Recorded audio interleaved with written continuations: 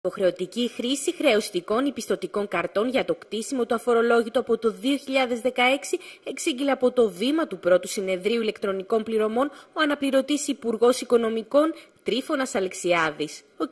Αλεξιάδης αναφέρθηκε και στις πρωτοβουλίες που αναμένεται να αναλάβει άμεσα η κυβέρνηση στο μέτωπο κατά της φοροδιαφυγής. Θα δώσουμε κίνητρα πρώτα απ' όλα στον πολίτη. Θα δώσουμε κίνητρα στον πολίτη, θα τον επιβραβεύσουμε μέσω της φορολογίας, δηλαδή θα του πούμε ότι κτίσε το αφορολόγητό σου με την πλαστική σου κάρτα και θα έχεις επιπλέον ωφέλη από ότι αν κρατάς ένα κουτάκι στο σπίτι τις αποδείξεις και ξέρουμε όλοι ότι δεν τα ελέγχει κανένας και δεν έχει κανένα νόημα αυτή η απόδειξη. Φέρε μας τις ιατρικές σου δαπάνες που θέλεις να αναγνωρίσουμε στη φορολογική σου δήλωση μόνο αν τις έχεις πληρώσει μέσω τράπεζας ή πιστωτικής ή χρεωστικής κάρτας για να τις λάβουμε υπόψη.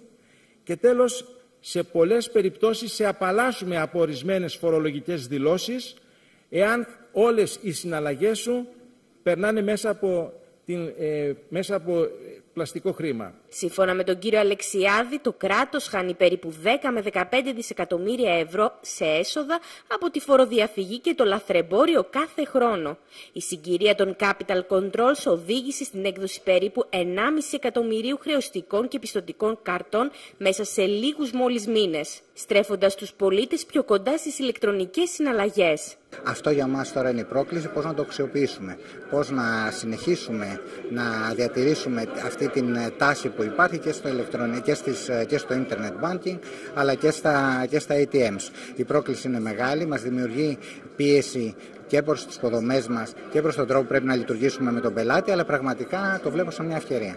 Πλέον η ζωή μας είναι οι συνέργειες, άρα θα πρέπει να γίνουν συνέργειες μεταξύ και του κρατικού φορέα και των θεσμών και του ιδιωτικού φορέα και να δουν την τράπεζα σαν μια ευκαιρία, σαν μια γέφυρα που μπορεί εκτός από χρήμα να δώσει και υπηρεσίες, να βοηθήσει τον καταναλωτή, τον πολίτη, ότι δεν είναι μόνο κατάθεση και ανάληψη μια τράπεζα, είναι και πολλές,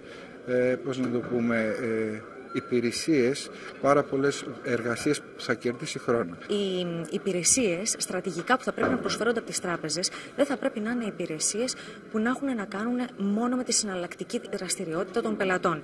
Θα πρέπει να είναι υπηρεσίες που έχουν να κάνουν με την καθημερινότητα των πελατών. Δηλαδή, να χτίσουμε ένα κανάλι επικοινωνίας και ένα κανάλι απάντησης στις ανάγκες των πελατών. Πώς μπορεί να γίνει αυτό? Μπορεί να γίνει, για παράδειγμα, με συνεργασίες με άλλες εταιρείες και οργανισμούς που τους λεγόμενους digital disruptors, εγώ θα τους έβλεπα πιο πολύ συνεργατικά παρά ανταγωνιστικά ως τράπεζα. Γιατί η συνένωση αυτών των δύο μερών, δηλαδή της τράπεζας με τον disruptor, με την εταιρεία, η οποία και αυτή έχει ένα συναλλακτικό κύκλωμα, θα μπορούσαν να δημιουργήσουν πολύ δυνατές υπηρεσίες που να παίρνουν το θετικό στοιχείο, την δυνατότητα της αναγνώρισης της αναλλακτικής συμπεριφοράς του πελάτη, που είναι το δυνατό στοιχείο της τράπεζας, και να το συνδυάσουν με τη δυνατότητα της εξειδίκευσης, που είναι το δυνατό στοιχείο αυτών των ανταγωνιστών εταιριών.